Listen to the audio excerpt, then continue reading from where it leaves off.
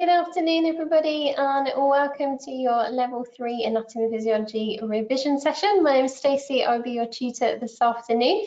I hope we're all well, looking after ourselves, staying safe. If you can just let me know you can hear me okay and you can see me, and you should be able to see the PowerPoint slides as well. So just type in the chat box once you're ready. Thank you, Keith, Jake, Romel, Nadine, Esther, Hannah, Joel, Matthew, Patrick, Shazrad, Bethany, Alessandro. Good to see you all. How are we? Are we all well? Brilliant. All good. Excellent. If you haven't yet typed in the chat box, can you do that as soon as you can? Just so I know everything's working. Brilliant. Who has passed their Level 2 Anatomy and Physiology? Who has passed that? Excellent. We've got me, yes. So Christina, Alessandro, Joel, Shazrad, Bethany, Esther, Emma, Matthew, Anthony. Oh, hello, Anthony. Keith all passed. Jake passed. Nicholas, Nadine, Anthony. Oh, Romel, you've had a go at your Level 3 already. Oh, I'm sure what you're going to do, we're going to pass this time. And Megan passed. So yeah, it's good to obviously have Level 2 or recent in your mind, and have that as a recent qualification. Oh, Karen, hello to you.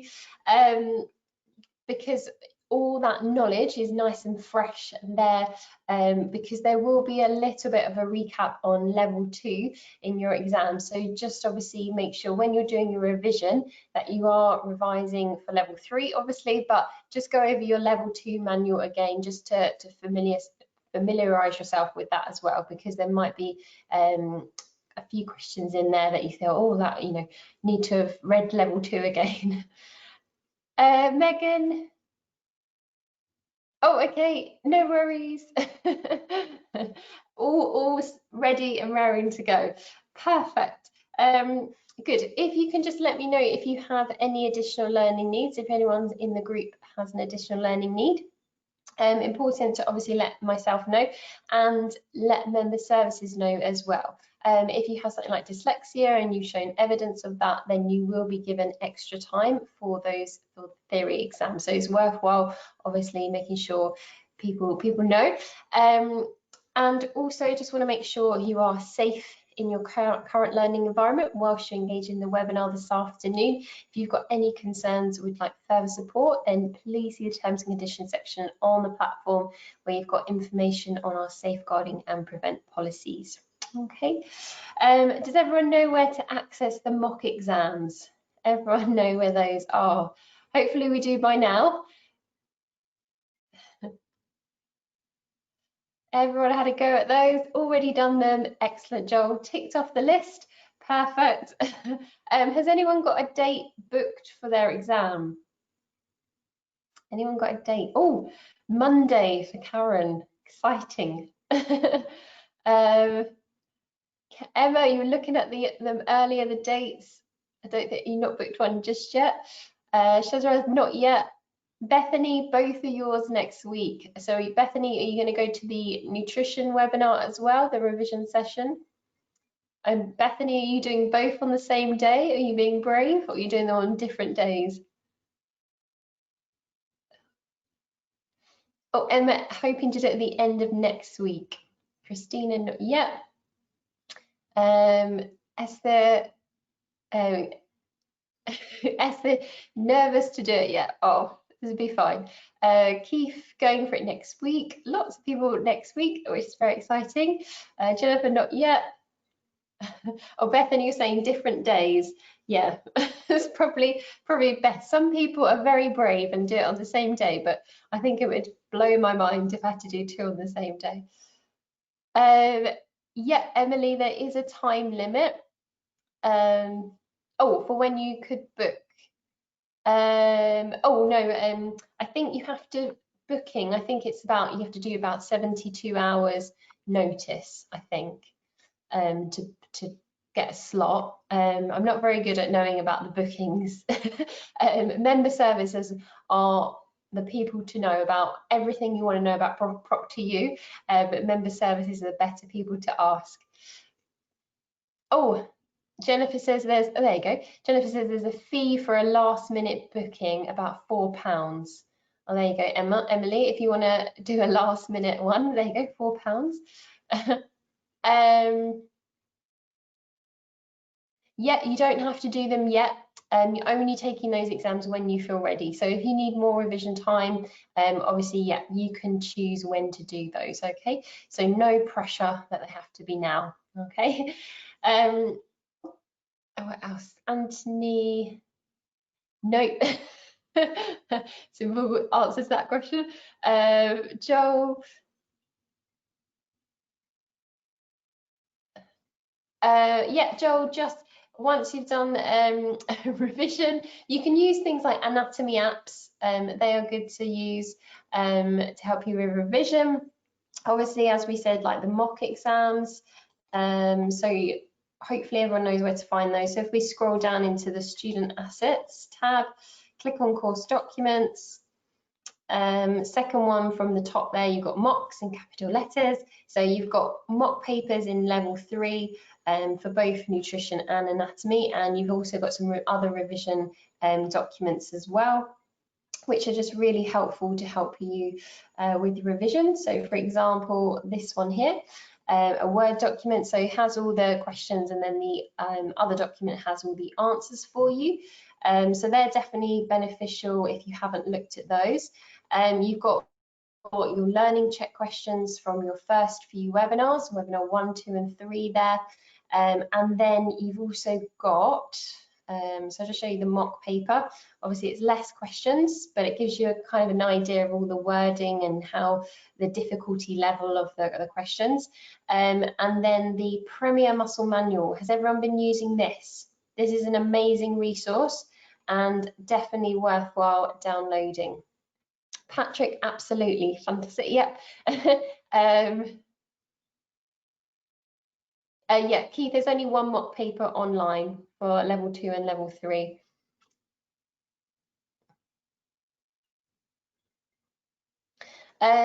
Joel, so you just need to speak to your tutor. So if you need to complete every single assignment in order to obviously pass your qualification. So you won't get your certificates until every single thing, every element has been passed. Okay, so that's coursework, that's practical exams, theory exams, everything. Okay. Yeah, Keith, mock papers are in the student assets tab, course documents. Okay, so in the mock paper section, you've got in there a few revision documents. No, Alessandro. No, Nicholas. No, Jennifer. Okay, another good resource. Oh, the mock is the same questions as the post. Oh, okay. Some of you saying about if you could have more mock papers. A good website, you don't want to pay for it, just go on and do a free trial, is called ProProfs, P-R-O-P-R-O-F-S, ProProfs. It gives you multiple choice questions, anatomy and physiology. It's going to be different questions than the mock paper, so brand new questions for you, and it's just, it gives you a good, another kind of mock paper if you like. So don't sign up to it, don't pay anything, just do a free trial. So ProProfs it's called, so you can Google that later. Okay, so your real exam is obviously 40 questions. As level 2, it's all multiple choice. You'll need to get 70% to pass. You need to get a minimum of 28 out of 40 correct. Okay, so multiple choice, which is great. You know the answers there, you just got to select the right one. So we're going to get started.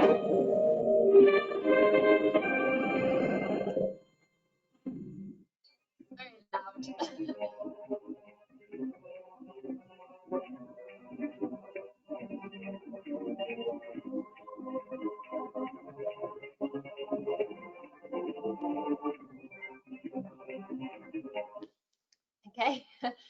very loud. So nice, easy question to get us started. So remember, recap level 2 with your revision, even though we're learning about level 3. So yeah, everyone has got this one correct. Very easy question. Can you call a friend, Jake? No, I'm sure you know the answer. Yeah, so lots of you.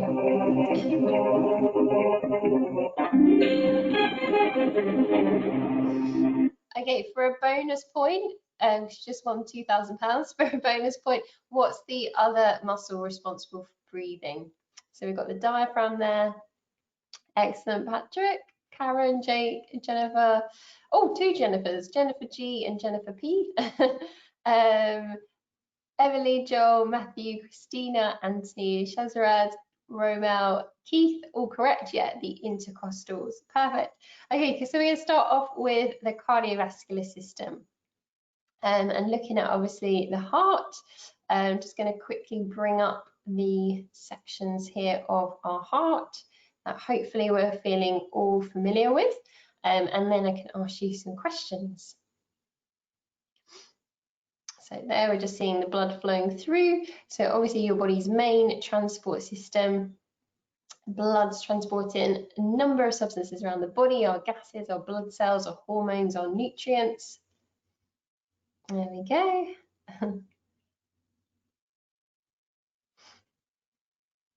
Okay, and then we've got our valves.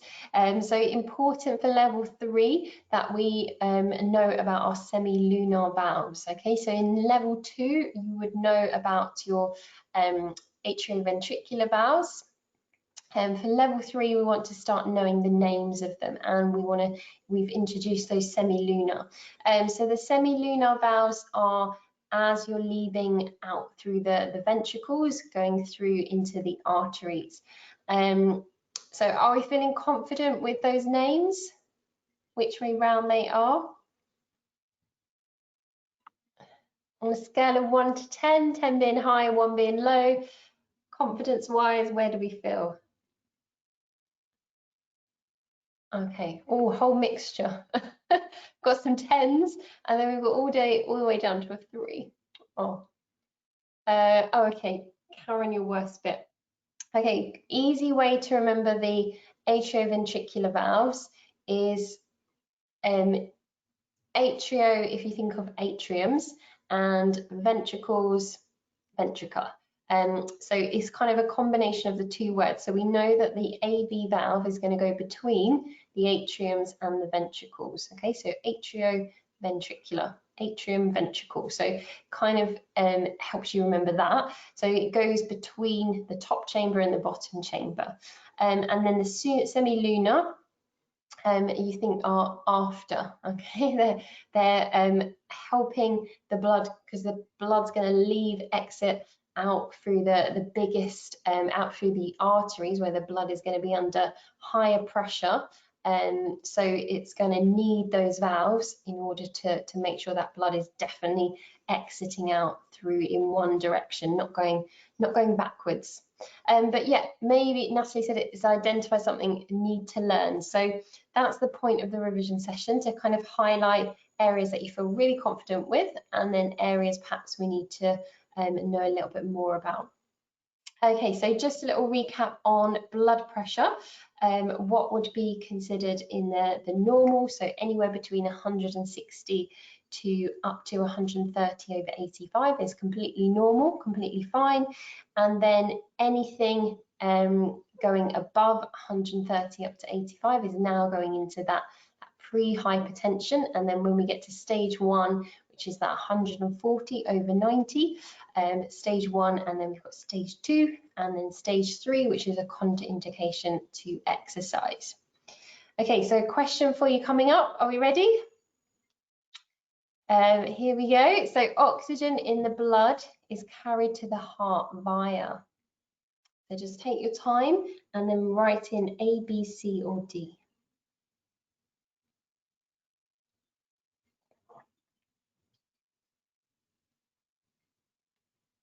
So think about, so outer veins and arteries. Arteries are taking blood away from the heart. Veins are taking blood to the heart. Okay, so think about your answers. We're looking for, the answer needs to be a vein, needs to be a vein, because we're taking blood to the heart. Okay, so we've just left the lungs and now we're traveling back into the heart. Excellent. Lots of people corrected their answers. Yeah, the answer is B, the pulmonary vein. The pulmonary vein. Excellent. So if you think of the lungs and the heart, coming to the lungs, you've got the pulmonary artery, okay, which is carrying the deoxygenated blood, and then the blood leaving the lungs and going back to the heart is the pulmonary vein. So you've got the pulmonary artery on one side from the going to the lungs, and then the pulmonary vein as we leave the lungs and go back into the heart. So pulmonary is either side of the lungs. Okay, so again, that hopefully makes you think about right side and left side, which is which.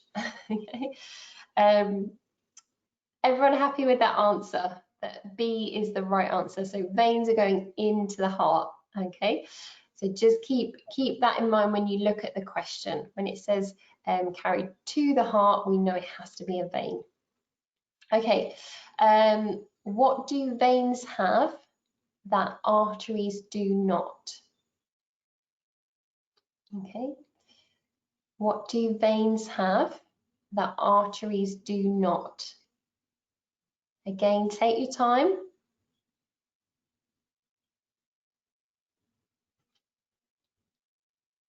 Excellent. Hannah, Jennifer, Jake, Bethany, Emily, Keith, Emma, Anthony, Natalie, Matthew, Karen, Shazrad, Alessandro, Christina. If I haven't said your name, have another guess. Well done, Megan. Yeah, the correct answer is C, valves. Excellent, Joel. It is valves. Okay, so veins have valves, making sure blood is always going one direction. So if you think of venous return, when blood flow is returning back to the heart, we obviously have these valves, making sure that blood is going back in one direction. So those valves, making sure blood is always going forwards, never backwards. Okay, moving on to the neuromuscular system. I forgot to say, I will give you a break as well, about halfway through the webinar. Forgot to say that earlier. So divided into these two sections, what does CNS stand for? What does CNS stand for?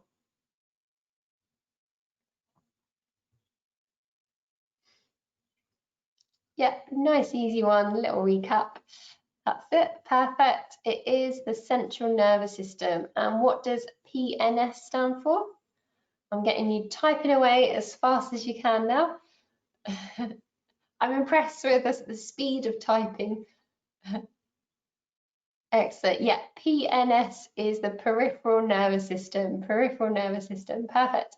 Okay, what two things make up the central nervous system where all of the analysis, the decisions are made? So also referred as the integration center, where we make all of the decisions. That's it. It is the brain and the spinal cord. Brain and spinal cord. Perfect. So our peripheral nervous system, we're divided into these two sections. So the somatic branch of the PNS is concerned with all of your things like all your voluntary actions, so muscle contraction, all under conscious control. And then the autonomic, anyone give me an example of things happening in the autonomic? If you think of automatic, things that happen automatically. Yep, heart beating, breathing, digestion. Yep, hormone secretion. Perfect examples. Yep.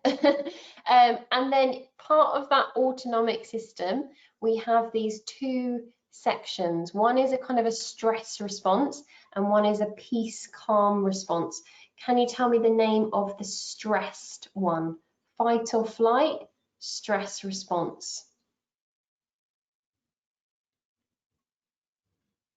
Excellent. Alessandro, Jake, Hannah, Karen, Anthony. Yeah, Christine, you're on the right lines. It's the sympathetic, okay? Sympathetic is the war, fight or flight stress response, and parasympathetic is the peace, the calm, chilled out. So if we were nervous about something, maybe we have to do a speech in front of 1,000 people and we're feeling really nervous and adrenaline is pumping through our body, getting that hormone release. Okay, we're going to feel that sympathetic, that kind of stress response. And so recap on how it all works. That communication hub, that communication center of your nervous system. So you've obviously got your sensory nerves, which are carrying messages to your central nervous system, and then the central nervous system decides what to do, and then we get a response. Can anyone give me an example of this in practice? Give an example of the sensation where we make a decision and then we get some response.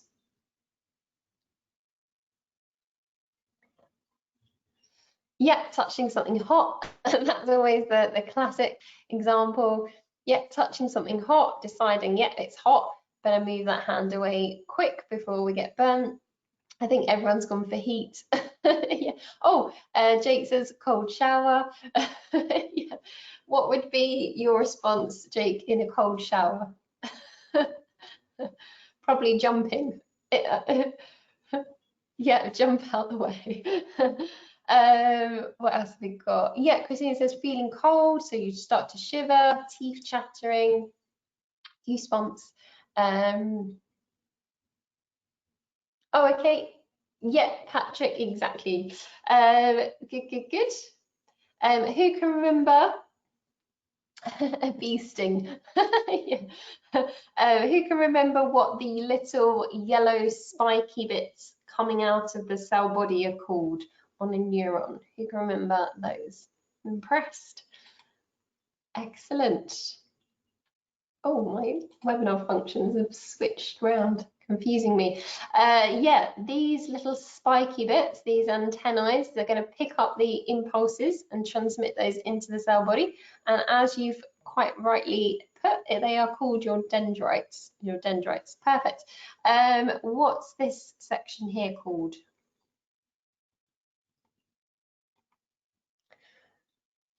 Excellent. So this bit is going to transmit these messages away from the cell body.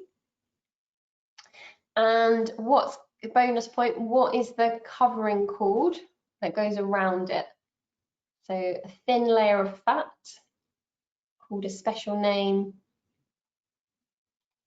Excellent. Yeah. So the axon, and then we've got the covering, which is the myelin sheath.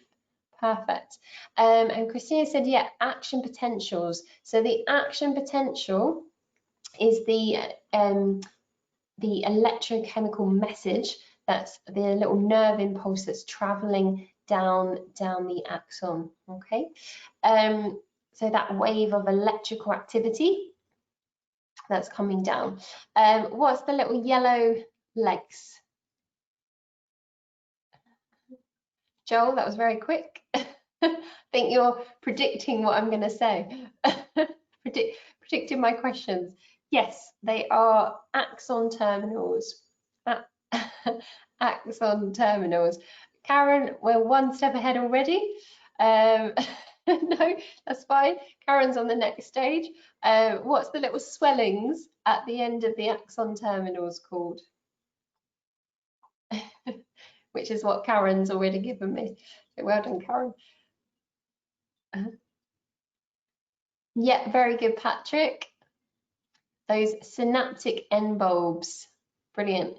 So what's in those synaptic end bulbs? Something's inside those synaptic end bulbs, which enables those messages, the action potentials, to travel across to the muscle, because there's a gap between the neuron and the muscle fibers. There's a small gap called a synaptic gap. small gap, so we need to have something that's going to push that message across. Very good. Yes, exactly. So there's a chemical in there, in those synaptic embols, and the chemical, there we go, is called, so we've got those neurotransmitter where a chemical is released which is called acetylcholine. Okay, so that chemical enables the action potential. It passes across the synaptic gap to stimulate the muscle's fibers to contract. Okay, so that electrical impulse transported across to the muscle. How are we feeling with this? Confident?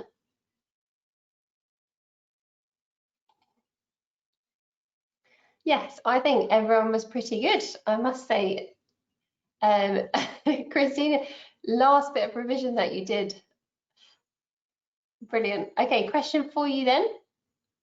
The myelin sheath is vital for, what do we think? So we know it's the covering that goes around the axon. Why do you think that covering would be important? What do you think the covering would help to do? Look at you all, superstars, fantastic. Joel, Anthony, Hannah, Jake, Romel, Keith, Christina, Karen, Jennifer, Emily, Megan, all correct. Yeah, it is D, fast transmission of impulses. Okay, so making sure those messages shoot down at rocket speed. Okay, no delaying on the way, making sure they get there as quick as possible. Exactly, Karen, all doing well. Motor units. So a motor unit is composed of two things. What are those two things? Both things are on the screen in your image. You've got the yellow and the pinky red. So those are the two things.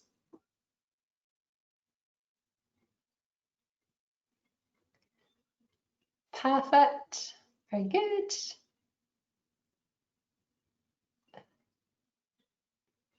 Yeah, very good. Lots of you have given the right answer there. Yeah, so a motor unit consists of a single motor neuron and all of the muscle fibers that motor neuron is going to stimulate or innervate or contract or activate. So yeah, a motor unit is a single motor neuron and all of the muscle fibers, okay, that is going to fire up and contract. So one single motor neuron may be responsible for innervating anywhere between 5 to 1,000 muscle fibers, just depending on its location in the body and depending on the function as well. So if I was to lift something small, light, like my mouse, my computer mouse, it's not going to need a lot of force, a very small amount of force to lift that. So I'm only going to need to recruit a small number of motor units. If I was to do something like a 1 rep max on the deadlift, then obviously I'm going to need to recruit a lot more motor units. Yeah, the all or nothing law. So there's no partial stimulation. It's either on or it's off. So we need to stimulate and contract the right amount of muscles to be needed. Once they've been stimulated, you can't switch them off.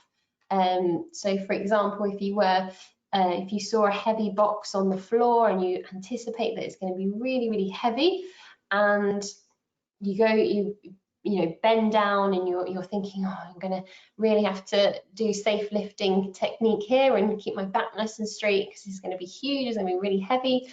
And then actually we start to lift it and it's really light. What do you end up doing instead? So you kind of anticipate it's really heavy and then it's actually really light. It's just full of pillows. Yeah, exactly. You lift it really fast, super fast, like a lot quicker, and it just flies up into the air. So yeah, flies away, exactly, because you haven't switched them off. So, and that's the all or nothing law. So Natalie, motor units, two things. Motor neuron is one. Second thing is all the muscle fibers that motor neuron is going to switch on. Okay, so motor neuron and muscle fibers, they're the two things in a motor unit. Okay, little bits missing here for you to identify on the skeletal muscle structure. So this question mark here, what is that referring to? So what connects muscle to bone?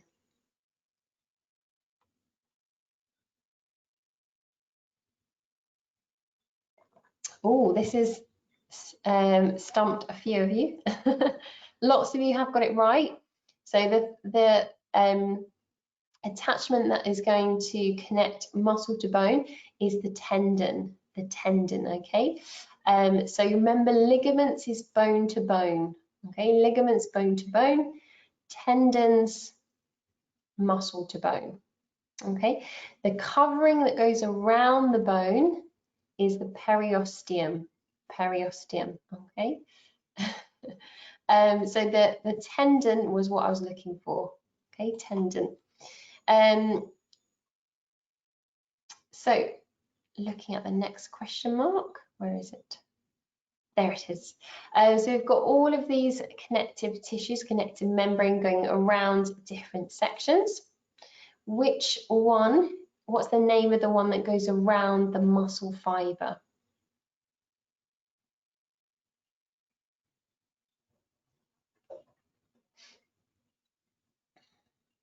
Excellent, yes, I think it's the last one.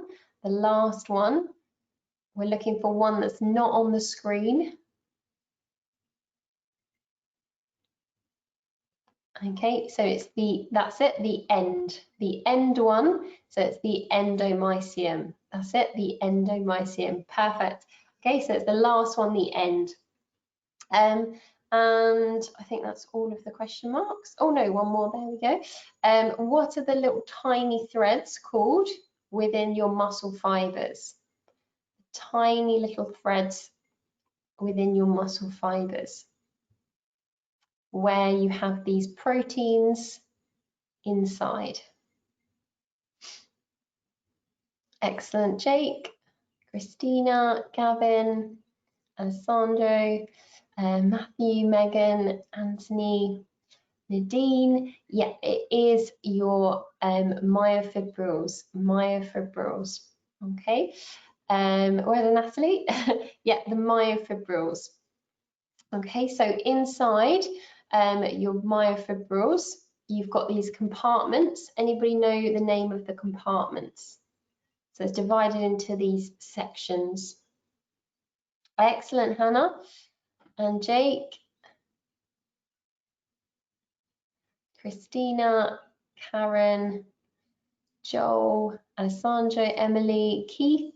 Yeah, so we've got your sarcomere. So these are the compartments, okay, the sections within the myofibril. And then you've got the myofilaments. They are the contractile proteins inside. And you've got a thin one and you've got a thick one. What's the name of the thin one? Don't worry about spellings. Go for it. I know what everyone means. Yeah.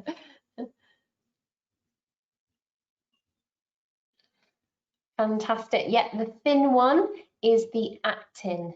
Thin one is the actin. Okay, so what's the thick one called? What's the thick one?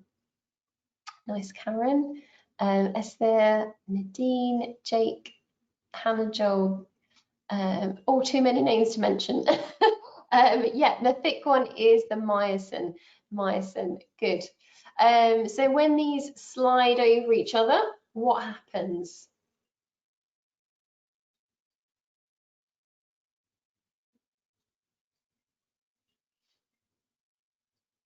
That's it. Yeah, perfect. They slide over each other, muscle contraction. So yeah, the muscle shortens, or the sarcomere length shortens. Sliding filament theory, exactly. Yeah, so here we can see we've got the myosin there, and has these projecting heads, these globular heads, and they're going to reach out onto the actin. But we've got some troublesome blockages on the actin binding sites. Oh, Joel, giving me some excellent information. I just saw that. So we've got these binding sites, and the troublesome little blockages are called troponin tropomycium. How can we get rid of these troublesome blockages? I swear, Joel, you're reading my mind. Writing the answer before I even said the question. Yeah, very good. We can get rid of these troublesome blockages to free the binding site. So once the binding site's free, we can then grab the myosin, can grab onto them. So yeah, we need the release of calcium. Perfect. Where can we get the release of calcium from? How do we get calcium to push it out of the way?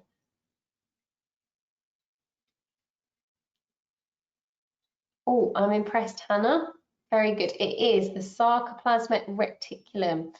So sarcoplasmic reticulum is where you have the calcium. So you're going to release, that's going to be released. So when the message is sent for the muscle to contract, the impulse stimulates the release of calcium, okay, which activates the blockages and therefore moves them away from the binding sites.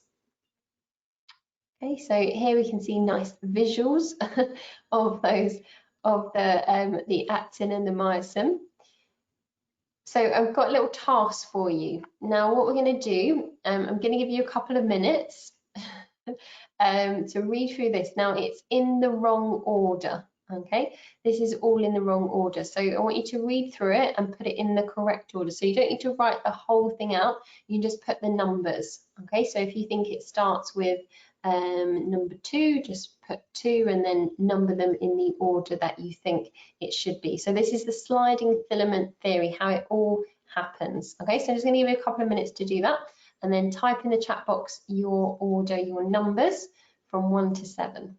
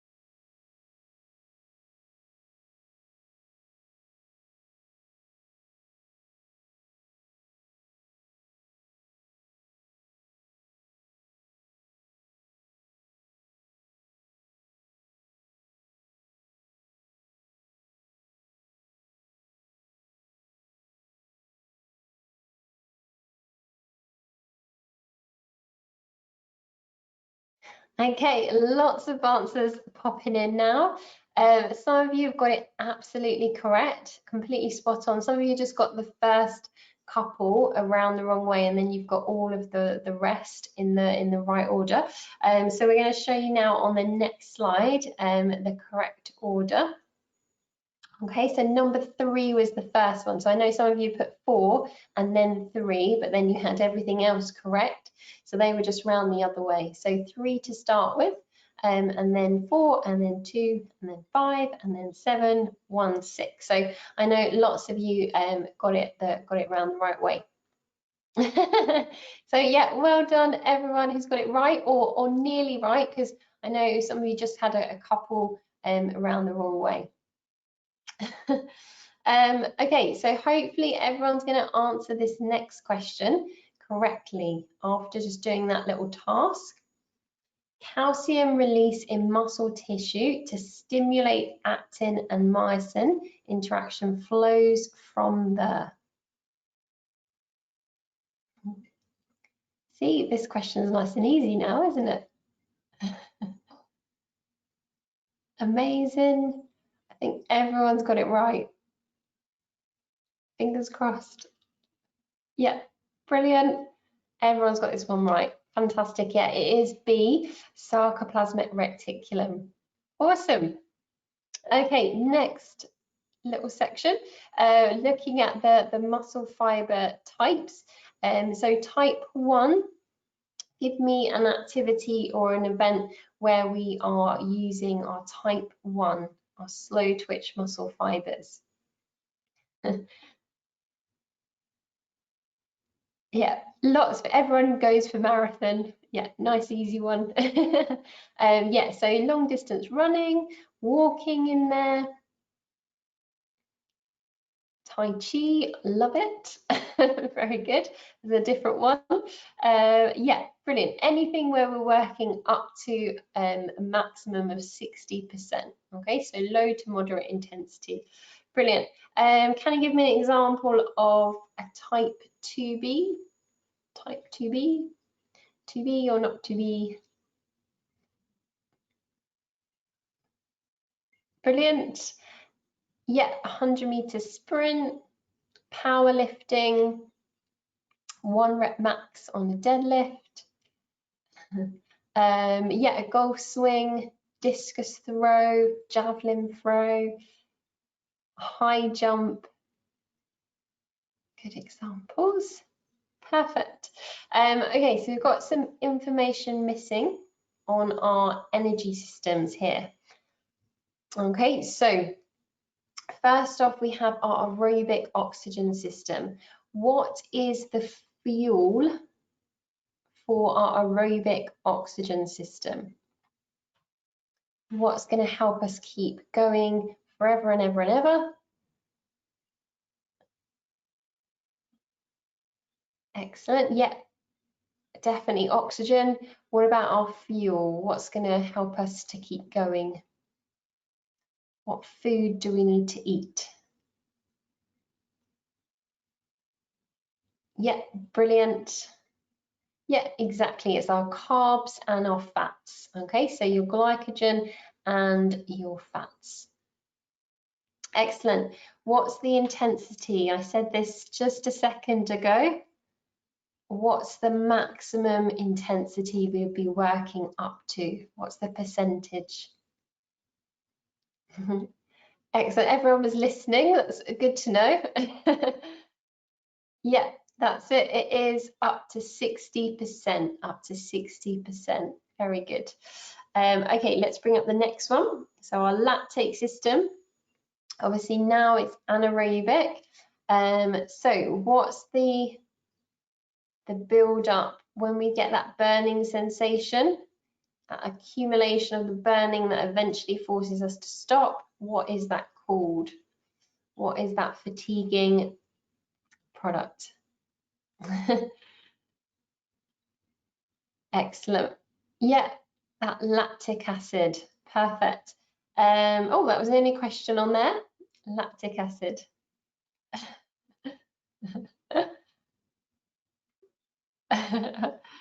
Yeah, I was just reading that, Emma. Your computer did a predictive text. Oh, we've got 2 question marks. No, we haven't. We've got 1. Oh, it's not very exciting, is it? 1 question mark. How long does this one last? So what does CP stand for, first of all? I'm going to give you my own question. What does CP stand for?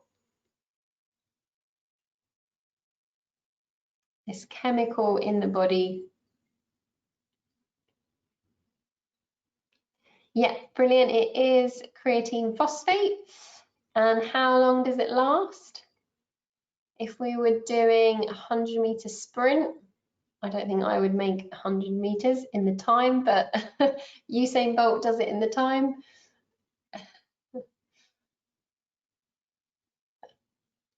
That's it. Yeah, it's only 10 seconds. Okay, 10 seconds. If you're working at 95 to 100%, you're not going to be able to do it for very long. So just 10 seconds. 10 seconds only. Perfect. Okay, let's take a little break. Let's take a quick break. So we'll take a 5-minute break. I'll put a timer on your screen for you so you know how long we have. And then I will see you in 5 minutes.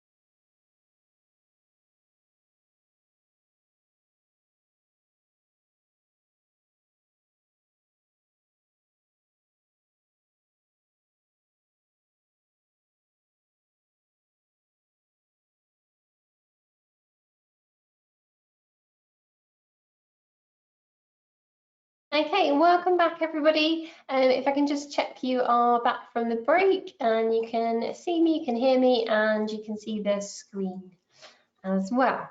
So just type in the chat box as quick as you can. Good. Perfect. So we're going to go through your muscle sensory organs. Okay, so also known as your mechanicoreceptors.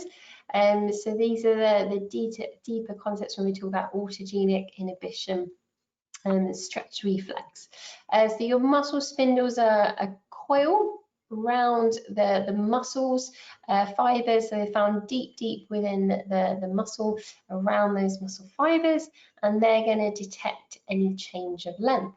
So when your muscle becomes overstretched, when we change and we lengthen the muscle, that muscle spindle is going to detect that, and the response is going to be to cause the stretch reflex, the protective mechanism. So if we was going into a stretch, like a chest stretch, the response is obviously going to be protect. So we're going to contract the pectorals, so I'm not going to overstretch. And then what does the Golgi tendon organ do in response to that? What does the Golgi tendon organ do? So once we've got the stretch reflex, the protective mechanism where the muscle contracts. Yeah, exactly. Perfect. Yeah, so the Golgi tendon organ helps out by doing the inverse stretch reflex.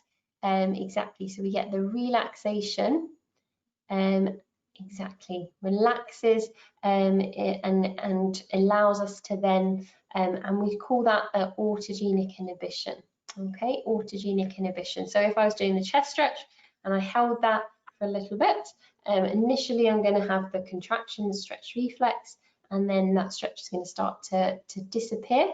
I'm going to feel that it ease off because the inverse stretch reflex has kicked in. So that Golgi tendon organ has caused that relaxation response. So now I can go to a new point of bind, whole thing happens again, stretch reflex, and then response, Golgi tendon organ, relaxation response. So again, I can move to a new point of bind. Okay, so so yeah, exactly. So we've got the muscle spindles are going to protect, and then the Golgi tendon organ is going to relax. So we talked about autogenic inhibition. That was the inverse stretch reflex. What is reciprocal inhibition? Yes, Joel, that's correct. Yes. So what is reciprocal inhibition?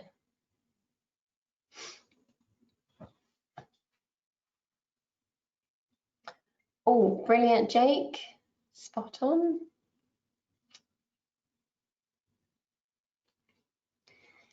Yeah, excellent, Karen and Christina, Hannah.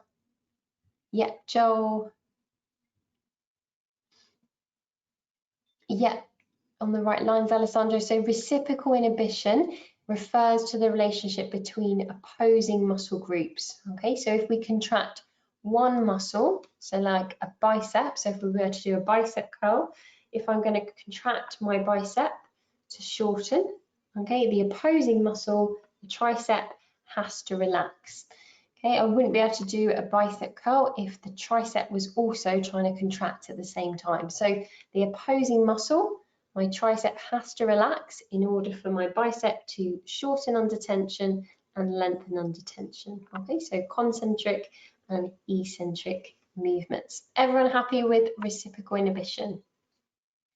So the contraction of one muscle and the relaxation of its antagonist to allow movement to take place. Okay, good. So muscles on one side of the joint relax in order for the other side to contract appropriately. Origins and insertions. How are we feeling with origins and insertions? How are we feeling with this? Yeah, origins and insertions are not nice. I quite like it because I find it fascinating, but yeah, it's a lot to learn. So this is why the muscle manual, let me just bring that back up again. Where was it? There it is. Muscle Manual is a really helpful revision tool because it tells you the origins and insertions of the muscle. So like we have on the screen, we've got the gastrocnemius. So it gives you the visual of the muscle. It tells you the origins, so the bone it attaches onto. It tells you the insertion, bone it attaches onto, and then we've got the muscle action. So these are the things you're going to need to know for your level 3 exam, and you definitely need to feel confident with this section. So if you learn maybe 3 muscles a day and just check in your level 3 manual, you'll have a table in there of all of the different level 3 muscles you need to know. And if you maybe learn 3 muscles a day, it's going to make it a bit more manageable. Put it into bite-sized chunks of revision rather than kind of feeling like you have to learn all of them at once. Okay, so when we're looking at origins, just going to quickly ask you this question. What out of the 2 statements, 1 and 2, so you can put in if you think the answer is 1 or if you think it's 2, which of those statements describes the origin of a muscle?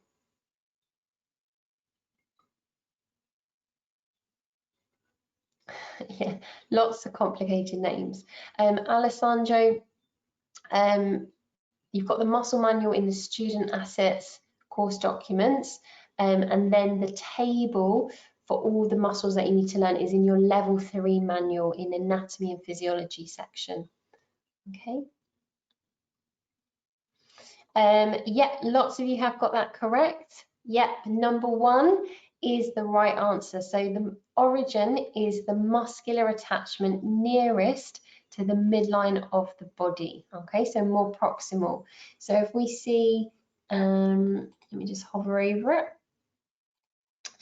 So the 2 origins insertions here, so we've got the bottom of the femur and the heel bone, which is the calcaneus. So out of those 2 bones, the heel bone and the bottom of the femur, obviously the bottom of the femur is closest to the midline of the body. So we know that that's going to be the origin, okay, out of those 2 attachment points, and the insertion is more distal, further away. So which of the following is the origin of the deltoid muscle? Okay, so take your time. I'm going to give you a clue. For the deltoids, we've got more than 1 origin. So for some muscles, they have more than 1 origin. Just to make it even more complicated for you. So think about where the deltoids are, okay, on the shoulder here, and then think about what bones are nearby. That's the first and foremost point to do. Think about where they are, and then think about what bones are nearby to attach onto. Excellent. Yes, so the origin, 2 origins. We've got the clavicle and we've got the scapula. Okay, so they're the 2 origins. So the answer was C. So what's the insertion then? What's the insertion?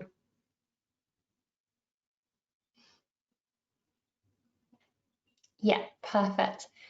Exactly. The insertion is the humerus. Okay, the humerus. So we can see, if I move my arm out, the humerus is going to be further away from the midline of my body than the clavicle and the scapula. Okay, so they are obviously closer, more proximal, closer to the midline than the humerus. So it's a good little tip to help you think which way round origins and insertions are. So your core structure, you've got these 3 layers. So the outer layer is the ones we're kind of most familiar with when we train in the gym. But obviously you've got your middle layer, and you've also got a very deep muscle layer that attaches directly onto this onto the vertebrae. So your deep, where is it? There we go, deep layer. Okay, these muscles attach onto the vertebrae. Okay, so they attach onto the spiky sections. Yeah, perfect, Joe, of the vertebrae. Okay, so the little spiky bits that come out the back of the vertebrae is the spinous processes, and then you've got the spiky ones on the side, which are the transverse processes. So those muscles attach onto those sections. Okay, so attaching onto kind of the side and the posterior of the vertebrae. And then we have our middle layer. So your middle layer is going to create a pressurized cylinder that helps to stabilize the spine. So your transverse abdominals, obviously they're found deep,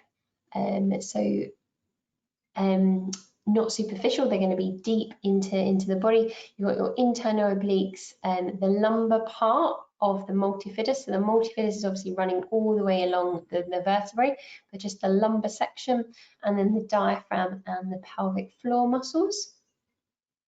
And then the outer layer, which is the ones that we are more familiar with, that we are training in the gym. So if we want good core stability, obviously we would train all of those muscles. So we would train all of the muscles, so not just your abdominals, but also your erector spinae, your lats, your glutes, your adductors. Okay, we've got a Who Wants to Be a Millionaire question coming up, so all get ready.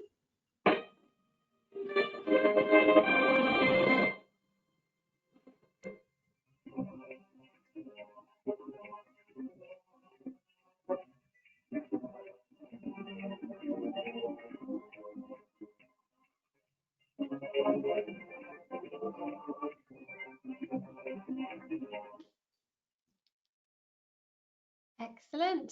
So nice, easy one, and a bit of a level 2 recap. Yeah, you like the ravioli, Jake? Yeah, I'm glad nobody said ravioli. Yeah, everyone's got it right.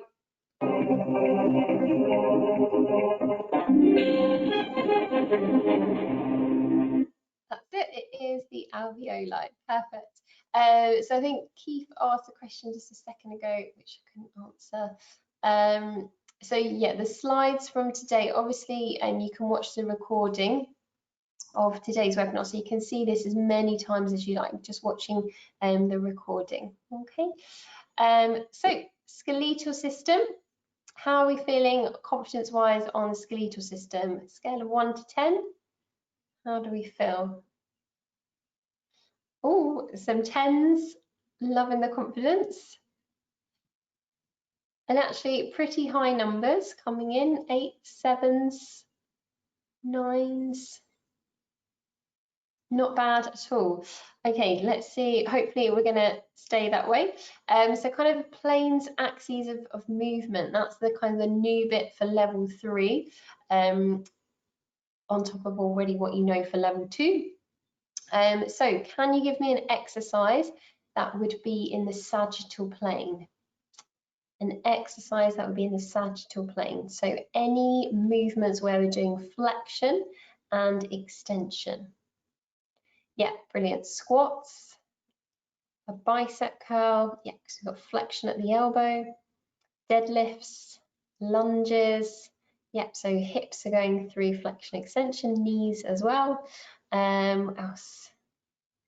Oh, we've got those. Yep, so all good examples, all in the sagittal plane. Yep, so anything in the flexion, extension movements. Okay, so things like ab crunches as well would be in that sagittal plane. Let's see frontal plane then. What exercises would be in the frontal plane? This is where we're doing kind of abduction, adduction movements. Brilliant. Lateral raises. Yep, so going through that shoulder abduction, adduction. Star jumps, side lunges.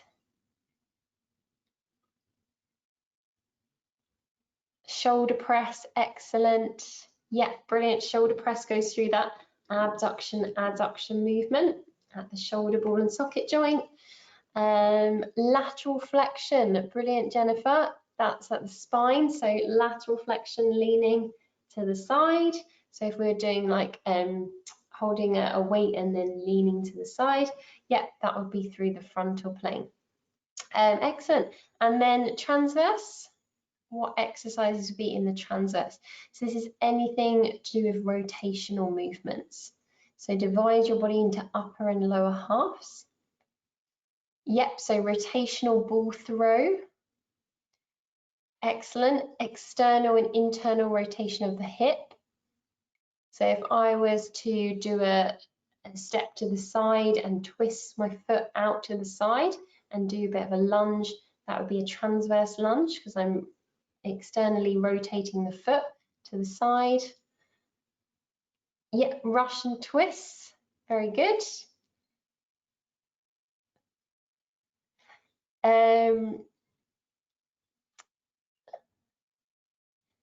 Yeah, brilliant. Jake said ab bicycle. So if we've got that happening, we've got rotationing happening. It's not very good English, Stacey. We've got rotation movement happening at the spine. Okay, so yeah, bicycles where you've kind of got this movement and you're rotating through the spine is definitely, yeah, a wood chop as well.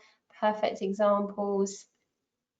Yeah, Emma said a chest press. Excellent. Yeah, so anything where we go through horizontal flexion extension movements at the shoulder ball and socket joint is a rotational movement, a transverse plane. So anything like a chest press or a bench press or a chest fly, okay, they're all going through that horizontal flexion extension movements. Okay, and so press ups, for instance, okay, yeah, they're all in that transverse plane. Okay, so hopefully we've come up with enough exercises that if there's a question on it, one of those exercises would be one of the ones that we've listed. That would be helpful, wouldn't it? And then you've got the axes. So these axes are color coded to the plane. Jennifer, the press up is in the transverse plane because it's going through. So if we think of the press up, if I'm in that, my hand is on the floor and lowering down and up, you can see that I'm going through my arm. If I was to straighten, so at the minute it's bent, if I was to straighten that arm and you still see it's the same movement, it's still that horizontal flexion extension movement. Okay. Yeah, so any of that movement going on, even if you've got a bent elbow or you've got a straight arm like chest flies, it's that horizontal flexion extension at the shoulder ball and socket joint.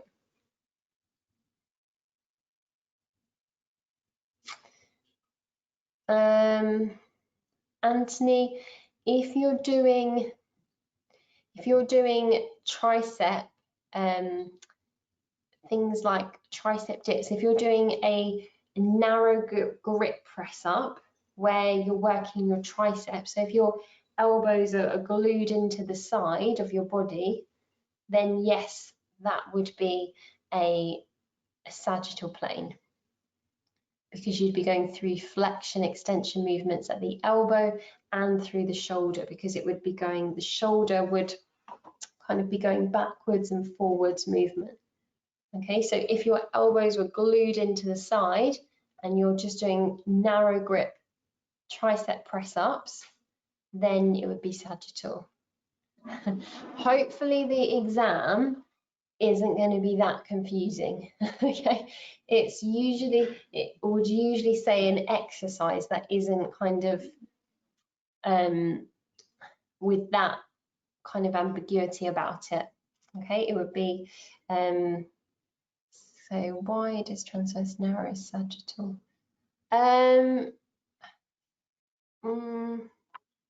So Keith, transverse can be narrow as well, because if we were doing something like a spinal rotation, then you know, keep it all close and just rotate the spine. So it's just about the actual movements of the joint movements. So I definitely recommend, did everybody see in webinar 1 Nikos's video on joint actions, joint movements? Yeah, that's it, Hannah, exactly. Yeah, so lots of you saying, yeah, you saw that video with Nikos doing the joint actions. So you need to know those joint actions really well to help you understand planes of movement. Okay, so if we know what movements are at the shoulder ball and socket joint, you have 9 movements. At the shoulder girdle, you have 4 movements. So you have elevation, depression, protraction, retraction. At the hip, you've got 7. At the spine, there's 4. So you've got flexion, extension, lateral flexion, and rotation. So if you know those joint actions really well, it's going to help you with planes of movement. Oh, so Keith, you mentioned upper body. So upper body flexion extension is always sagittal. Any horizontal flexion extension is transverse. Okay, is rotational. So color coded for the axes. Okay, so axes is where your body kind of rotates, spins around. So if you were to, Hannah mentioned earlier about having a sheet of glass in front of you or a door in front of you for the plane. So if you were in a frontal plane, you had a door in your positioned in front of your body and a door behind you, and then you start to try and move, you're only going to possibly be able to move to the side, aren't you? You're only going to move, you're not going to be able to move forward, you're not going to be able to move backwards, so you can only move to the side. Sagittal plane, if you imagine you've got a sheet of glass or a door either side of your body, you're not going to be able to move out to the side, you can only move forward and backwards movements. And then transverse, if we put it through the middle and slice, we can twist you around. Okay, so if you think of the axes, instead of being squished in between 2 doors or 2 bits of glass or sliced in the middle, we're now going to put a pole through the body. It's a bit gruesome thinking about it, but if we put a pole through the front of the body, so if we put it in the anterior, so through the front, and then go all the way through the middle and out through the back of your body, and then somebody was to spin you round, rotate this pole, okay, what's going to happen here? We're going to do like a cartwheel. So that cartwheel action, if you're good at cartwheels, okay, we can spin you round. Same thing here, if we push that pole through the side of your body, so the lateral, through the middle, so through your tummy button, and then out through the other side, okay, and we spin you round. So we spin, spin, spin. You're going to do like a somersault. Okay, so you're going to go forwards in that flexion movement. And then last one, if we drill that pole through the top of the head all the way down to the feet, and then again spin you round. Okay, we've got that rotational movement. So something like an ice skater where they do a spin on ice. Okay, we're going to be spinning around there. Okay, so question for you. Now take your time on this question. We're looking for an axis, okay, not a plane. So through which axes? Remember, there's only 3 planes, sagittal, frontal, transverse, okay, and there's 3 axes, anterior, posterior, medial, lateral, and longitudinal. So which axes must the hips rotate as the femur is moved into internal or external rotation? Oh, excellent, Romel. Jake, Joel, Christina, Anthony, Jennifer, Megan, Keith, Hannah, Karen, have another go.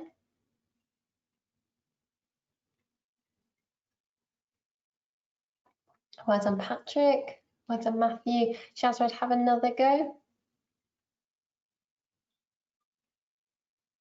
Emma, have another go. Well done, Matthew. Natalie, have another go.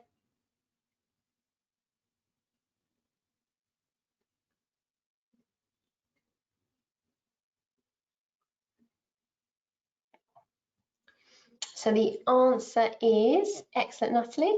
Yeah, the answer is C. C, okay? So it's the longitudinal axis. So remember rotation, if the hips are rotating, okay, that's going to be the transverse plane. So there's no transverse axes, only transverse plane.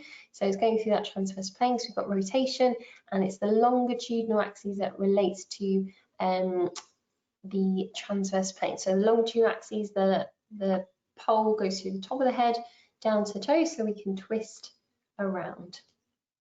Okay, well done everyone who got that one right. Joint actions, this is when we need to connect it all together. So what is this movement that is happening on the screen? What joint movement is happening on the screen? Perfect, Karen, Hannah, Christina, Jennifer, Patrick, Jake, Joel, Romel, Matthew, Keith, Jake, Anthony, Joel. Yeah, it is knee flexion. Not sorry, not knee flexion, hip flexion. Sorry, hip flexion. Okay, so hip flexion. So what's the main muscle that's going to be shortening, going through a concentric contraction, shortening to cause hip flexion to come about? So what muscle is going to enable hip flexion to happen, where we can move that leg, move. Yep, so clue is in the name. Okay, so it's the hip flexors. Okay, so the main agonist muscle, okay, is the hip flexors, the iliopsoas, the hip flexors. Okay, what would be the antagonist then? If we have the hip flexors causing that action to happen, what would be the antagonist? What muscles would need to relax in order for us to be able to lift that leg? Yeah, brilliant. That's it. The antagonist is the glutes. Okay, the glutes is the antagonist. Excellent. Okay, synergists are things like your quadriceps, your TFL, your pectineus. Okay, and there we go. The antagonist is your glutes and your hamstrings. So your glutes would be the opposing muscle group. Okay, this is why the muscle manual is really helpful. Okay, because it tells you all this information. And your level 3 manual, that table, has all this information as well. Okay, so what's happening on the screen here? What movement is this one?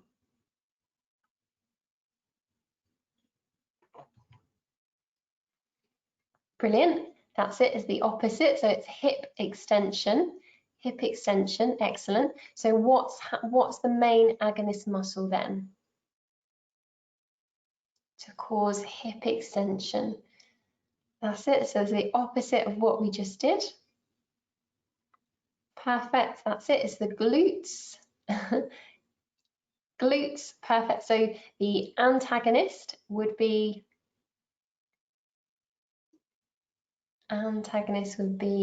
that's it, hip flexors. Perfect. Excellent. Yep. And the synergist, anyone know what would be the synergist, the helper? So if the glute's the main agonist, What would be the synergist? Awesome.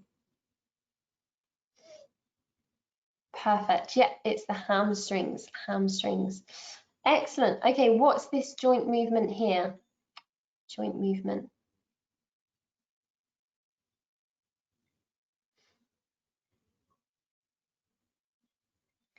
Excellent, Jennifer.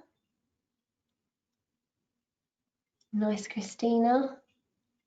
Anthony, Matthew. Yeah, it is shoulder extension. Shoulder extension. Perfect. How about this one?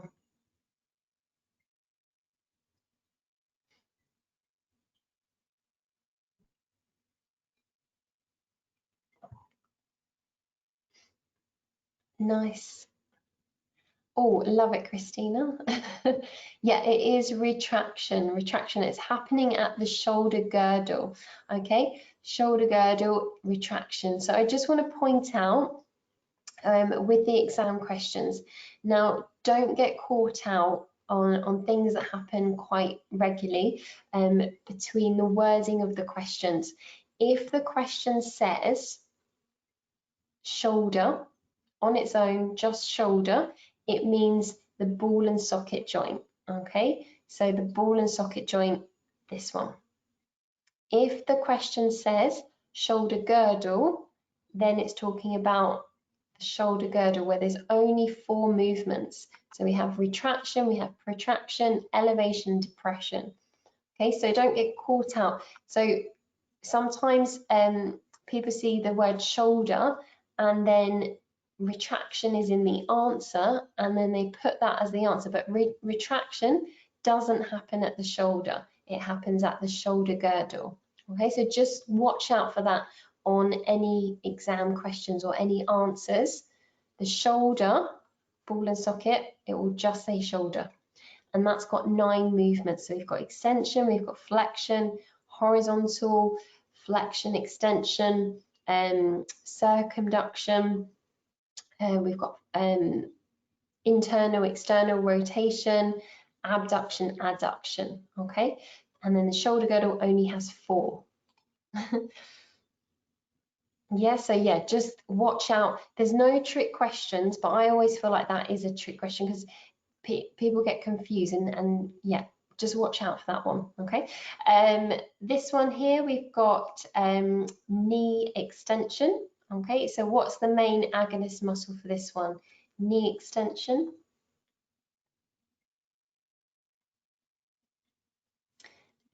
Excellent. Yeah, that's it. It's the quadriceps. Okay, quadriceps, main agonist muscle causing knee extension. So think of a leg extension resistance machine. Here we've got internal rotation at the shoulder, ball and socket joint.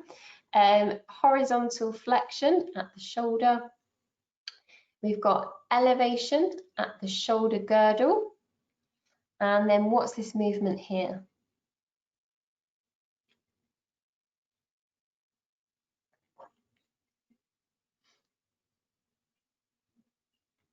Yeah, very good.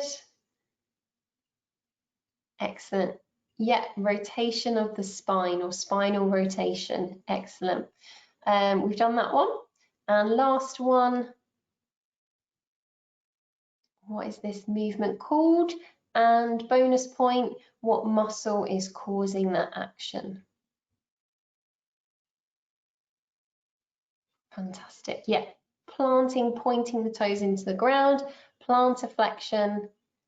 Excellent. That's it. And it's the gastrocnemius that's causing, is going to be contracting, shortening, going through a concentric contraction to cause plantar flexion to happen. Perfect.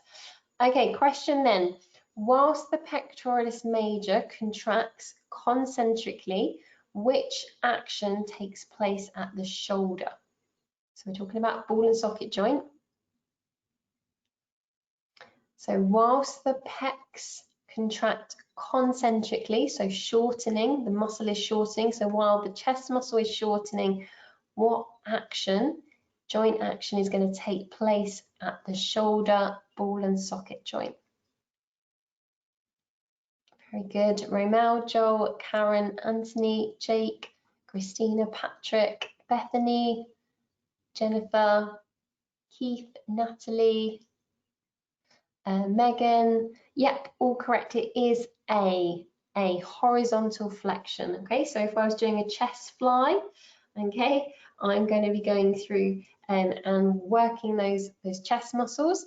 So if I was doing a chest fly, okay, bringing it forwards into horizontal flexion. You can even put your hand there and you can feel your pectoral muscle tightening, shortening, contracting concentrically. Good. Okay, last little section, just to quickly recap over the endocrine system. So the endocrine system is the network of glands that secrete chemicals called hormones to help regulate and keep your body functioning properly, to keep that homeostasis, that balance in the body.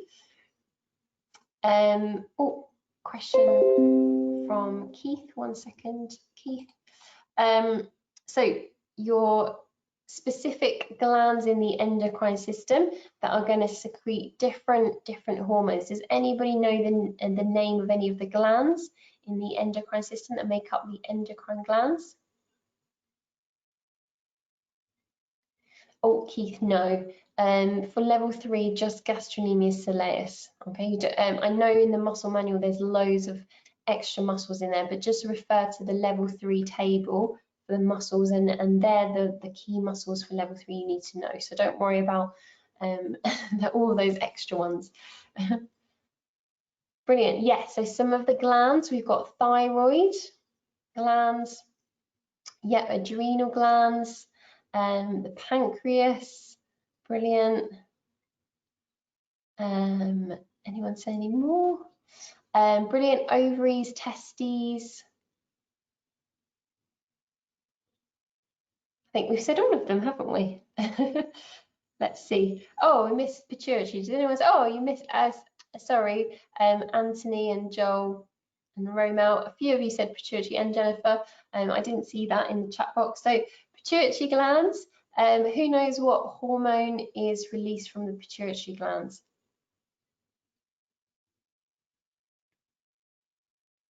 Yep, perfect. The growth hormone.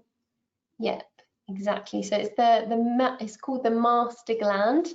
It's one that's going to be responsible for the control of lots of the others. Thyroid, okay, in the neck there, and then the adrenal glands just sitting just above the kidneys, and then pancreas. Anybody know what hormones are secreted from the pancreas?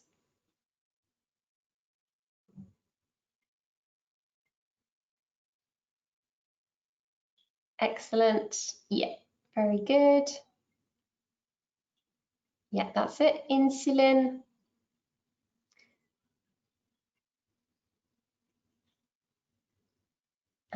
Yeah, very good. And our glucagon as well. And then we've got our ovaries for women and testes for males. So little table here, which is really helpful, gives a bit of a summary and overview of all of those glands, where they are in the body, and then the hormones that are going to be secreted from there. Okay, so adrenal glands, things like adrenaline, noradrenaline, so your catecholamines, your corticosteroids, thyroid, thyroxine, and then you've got your parathyroid hormone, your insulin, your glucagon, and your estrogen, progesterone from the ovaries, sorry, and testosterone from the testes. And then it's got obviously the actions. What's the main one responsible for metabolism? What's the main gland hormone responsible for your metabolic rate, for metabolism? Brilliant. That's it. Correct. It is your thyroid. Your thyroid. Perfect. Good. So obviously this table is really, really helpful. So you've always got it here on the revision session today. So that brings us to the end of the revision session.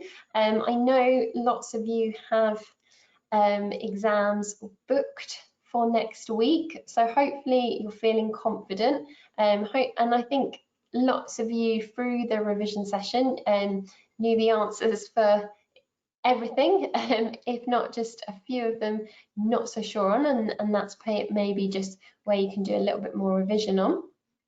But hopefully we're all feeling a bit more confident. So last thing I have to say is very best of luck. If you haven't yet booked your exam, don't worry. Obviously book that when you feel ready. Don't put yourself under loads of pressure to get that done now. You can do it when you have a bit more time and you've done a bit more revision, but use all the mock papers, the questions online to help you with revision. Go back to level 2 and do a bit of a recap on those as well. Use all your recordings of your webinars as well to support you. Okay, no worries. You're very welcome. Thank you for attending today. Hope you enjoyed it. Hope you found it useful. Any questions that you want to ask, feel free to pop it into the chat box, and I'll keep the webinar open for a few minutes. But yeah, have a lovely evening as well. Enjoy your evening and enjoy the weekend. Not long now till the weekend. Stay safe, look after yourselves, keep nice and well.